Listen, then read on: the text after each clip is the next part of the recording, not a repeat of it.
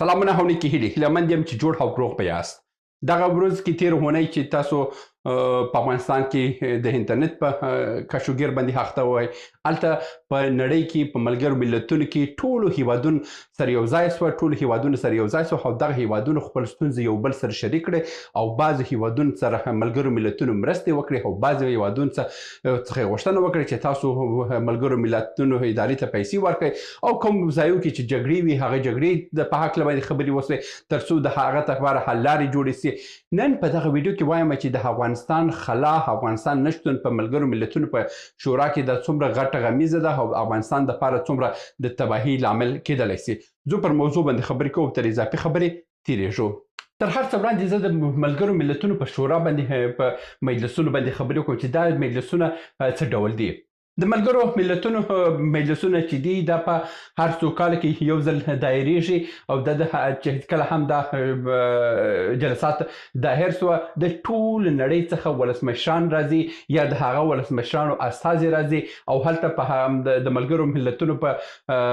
غونډه کې دوی خپل ستونزې بیانوي. د مثال په ډول باندې دا ځل ډونالډ ټرمپ هم خپل ویناوې وکړې، پوتین هم خپل استازي لېږلی وي، د چین هم خپل استازي لېږلی وي، عربو هم خپل ستونزې بیان کړي، پاکستان هم پکې خپل ستونزې بیان کړي، هند هم خپل ستونزې بیان کړي. که دا دغه ډول جلسات چې کېږي دا په جلسات په عموم کې دا ټوله هلته یو ټیم دی، که څه د بعض ولسمشران ته ډېر خلک کښېني او بعض ولسمشران ته ډېر کم خلک کښېني، مګر په عموم کې دغه ټوله د ولسمشرانو خبرې چې دي دا هلته د ملګرو ملتونو یو ټیم دی، هغه ټیم یې بررسي کوي او څېړنه یې کوي چې مثلا په دغه هیواد کې څه ستونزې دي او موږ څه امکانات ورته لرو چې هغه ستونزې ورته حل کړو. دغه کراسو د څو کالو وړاندې په کاستاریکا چې په لاتین امریکا کې یو هیواد دی، هسپانوي ژبې هیواد دی، په دې کې یو د نړۍ په سطحه باندې ډېر ډاکوان وه، ډېر غله وه او ډېر دا څه وه. نو په هغه وخت کې د ملګرو ملتونو په تېر مجلس کې د دغه هیواد ولسمشر وویلو چې زموږ دپاره یو وسلې پکار دي، زموږ دپاره مثلا د ملګرو ملتونو پولیس پکار دی تر څو هلته راسي زموږ سره دغه ډاکوان او دغه خلک راګیر کړي او زموږ هیواد یو نسبي امنیت ته راوړل سي. دغه چې ملګرو ملتونو ورته مرسته وکړه او هغه خلک یې ډاکوان یې ګیر کړه، هلته زندانونه یې جوړ کړه، همدغه ملګرو ملتونو ورته مرستې ورکړې. نن کاستاریکا د هغه حالت چې پخوا یعنی د انسان ژوند پکې کې مشکل وي، اوس کاستاریکا اوس د نړۍ په سطحه باندې یو تفریحي هیواد جوړ شوی دی چې د هر هیواد څخه سیلانیان ورته ځي او د خلکو اقتصادي حالت بدلون کړی دی او یوازې دغه ډاکوانو او لنډغرانو د ادرسه د کاستاریکا هیواد تباهي په حالت کې وي، هماغه چې د دوی سره د مرستې وکړه. اوس راسم که پاکستان باندې راوګرځو، که هند باندې راوګرځو، که په داسه باندې راوګرځو، په قطر باندې چې حمله وکړه، د قطر امیر ولاړی هلته خپل بیانیه ورکړه، خپل نیوکې پر ملګرو ملتونو وکړې او د دغه مجلس وروسته او د دغه بیانیو وروسته حتی ټرمپ هم د دوی سره کښېنستی او ټرمپ ورسره کښېنستی چې بیا وروسته په نتنیاهو باندې دا فشار یې راوړه چې ته د هغه څخه بخښنه وغواړه، د امیر د قطر څخه بخښنه وغواړه. او د پاکستان په دغه جلساتو کې خپل دردونه چې خپل یو تروریست هیواد دی خپل دردونه یې د هند وویله چې هند په موږ باندې حملې کوي، موږ داسې کوو، په افغانستان کې دا رقم دی. دا هر څه په هر هیواد د خوا راځي او هلته خپل ستونزې بیانوي او د دغه ستونزې په اساس باندې ورسره بعضې هیوادونه مرسته کوي او بعضې ملګرو ملتونو ادارې ورسره مرسته کوي. دا ټوله ښېګڼې هم په دې کې په دغه مجلسو کې شته. اوس د افغانستان په هکله باندې زه خبره وکړم چې د افغانستان د نشتون یو د افغانستان که هلته شتون یې درلودی نو دلته د افغانستان دپاره یې څه ګټې درلودله. لومړی تر هر څه په افغانستان یو تر ټولو فقر نه ډک هیواد دی چې بېوزلي، اقتصادي بېوزلي ده، هر ډول بېوزلي په افغانستان کې ډېره ده. زموږ دپاره د ملګرو ملتونو د UN دفترونه چې دي دغه دفترونو کې هم زموږ که ولسمشر غني تللی وی هلته خپل بیانیې ورکړې وه هغه تېر کال، په هماغه ځای کې د ملګرو ملتونو ادارې دپاره یې پروژې راونیولې چې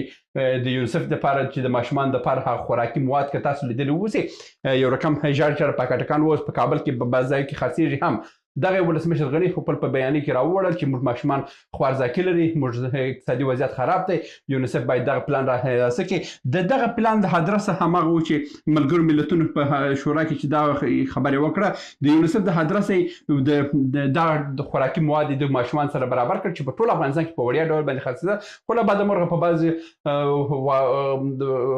فاسد انسانان له هدرسه بیا په دکانو ته هم رسېدل، په پیسو باندې هم خرڅېدله. بل موږ ته کول د ولسمشر غني هغه وخت د مهاجرینو په حق باندې ویل چې یونیسیار باید موږ د مهاجرینو لپاره د آمادګیانې ونیسي، دغه وایي چې بیا په هرات ولایت کې شارکونه جوړ شوه او دغه څو ځایو کې کارونه وشوه. یونیسیار په دې باندې هم کار یې وکړلو. که بیا دې خواته راسو د نورې ستونزې چې د یو ان د خوا دي چې د طبي پیښو په وړاندې مبارزې یو اداره ده د ملګرو ملتونو د هدرسه، هغه ادارې هم د افغانستان د پیښو په وړاندې د مبارزې کوم وزارت چې و د هغه سره مرستې وکړلې. دغه ټوله ګټې هغه د یوازې د ملګرو ملتونو د هدرسه راغللې. بله خبره دا ده چې هلته نور ګټې دا ده چې ولسمشران راځي، د هر هیواد ولسمشران راځي او د یو هیواد د بل هیواد سره هلته لیدنې کوي او هلته ګټې دا ده چې د مثال په ډول باندې که اوس افغانستان د برازیل سره اوس وغواړي اړیکې جوړې کړي، برازیل سره که وغواړي اړیکې جوړې کړي، د دې لپاره ښه فرصت همدغه دی چې د ملګرو ملتونو په شورا کې سره کښېني او هغه د برازیل ولسمشر سره خپل لیدنه وکړي او ورته وایي چې موږ دا رقم شان موږ لرو او دا رقم شان تاسو لرئ، راست تبادله تجارتي وکړو، تاسو افغانستان ته جنس راواستوئ، موږ به دلته پروسس کوو، موږ به د اسیا نور هیوادو ته واستوو، موږ به دلته مثلا پیسته لرو، جلغوزه لرو، دا هر څه موږ برازیل ته راستو، برازیل بیا هم امریکایي هیوادونو ته واستوي. دغه ډول دا څه دی، موږ مثلا د مثال په ډول باندې که هلته د ساوت افریقا یو ولسمشر سره لیدنه کوي په ملګرو ملتونو کې دا امکانات و چې زموږ استازو هلته ورسره لیدنه کړې وای. که داسې راسو بیا پر د جاپان خو موږ دلته سفارت لرو او د افریقایي بعضې هیوادونه، د اروپا بعضې هیوادونه چې موږ سفارتي تعلقات نه لرو، دغه تعلقات په اساس باندې موږ کولی شو ورسره لیدنې وکړو او خپل تعلقات سم کړو. دا اقتصادي ګټې وې. بلې ګټې وې چې مثلا د تروریزم په وړاندې چې کوم ادارې د ملګرو ملتونو دي، هغه موږ که تللی وای پاکستان ته، د پاکستان په ضد باندې خپل د تروریستي د ځالې د کوم تروریستي ځالې چې په پاکستان کې په دې باندې موږ اسناد وړاندې کړی وای ملګرو ملتونو ته، د ملګرو ملتونو د امنیت شورا ادارې ته دا اسناد لیږله او د هغه شورا باندې پرېکړه کوله او په پاکستان باندې فشارونه راتله. نو دا ټوله د ملګرو ملتونو د ناستو ګټې دي. ډېر خلک وایي چې ملګرو ملتونو کې خو هلته هېڅوک هم نشته، د ولسمشر ولاړ شي هلته څه شی وګوري. نه، ولسمشر دا هلته یو نمایشي وینا ده، مګر په اصل کې د ملګرو ملتونو هلته ډېرې شوراګانې دي، هلته اقتصادي شوراګان دي، هلته امنیتي شوراګان دي، هلته سیاسي شوراګان دي. دغه ټولو شوراګانو ته موږ خپل اسناد برابرول او دوی ته مو لیږله او دغه اسناد پر اساس باندې ملګرو ملتونو بیا په هر هیواد باندې خپل فشارونه راوړل. که ملګرو ملتونو دا فشارونه راوړ نه وای، موږ بیا روسیې ته شکایت کوله، موږ بیا چین ته شکایت کوله، موږ بیا هند ته شکایت کوله، موږ امریکا ته شکایت کوله، موږ اروپا ته شکایت کوله. دغه ټول شکایتونه بیا هلته د هیوادونو زور لري او په هغه باندې فشار راوړي چې ته ولې دا خبر نه راپورته کوي او په افغانستان باندې دا هسې حالت دی. نو دغه ټوله د نشتون له امله اوس حالې په پاکستان پر موږ باندې د تروریستي ځالو ټاپې هم پر موږ باندې اچوي، دا ټوله بدبختیانې هم پر موږ باندې راوړي او چې په موږ باندې کوم بمبارونه کړي دي هغه هم په خپل ګټه باندې تمامېږي، ځکه چې موږ استازي نه لرو، موږ هلته کوم څوک لرو چې خپل زموږ غږ پورته کړي، هېڅ نه لرو. بس اوس د پاکستان په لوړه سطح باندې ناست دی، د افغانستان استازیتوب یې چې څه ډول باندې رای وغوښتل د هغه ډول باندې کوي او دا نور یو وحشي ډله اوس په افغانستان کې ده، دا وحشي ډله هم د پاکستان تربیه کړي ځناور دی چې څه پاکستان وویل دوی هم مني، ورسره هېڅ هم تبادلات نه لري. نو د افغانستان نشتون په ملګرو ملتونو کې دا یو لویه ضایعه ده او لویه خلا ده. هیله چې راتلونکي کال لپاره بل جلسه جوړیږي، دا د پاکستان ځناور کوم چې اوس واکمنان دي د دوی ورځ د ورک سي چې تر څو موږ یو صحیح حکومت ولرو او موږ په نړۍ کې خپل راکړه ورکړه شروع کړو. دا د حالات د زغملو نه دی او دا د افغانستان د تباهي او بربادي لامل کېږي. هیله یم چې ژر تر ژره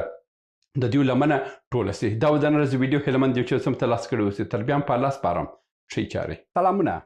موږ ډېر موضوعات جوړ کړي دي. که سیاسي موضوعات غواړئ ووینئ نو دلته کلیک کړئ او که غواړئ اقتصادي موضوعات وګورئ نو دلته کلیک کړئ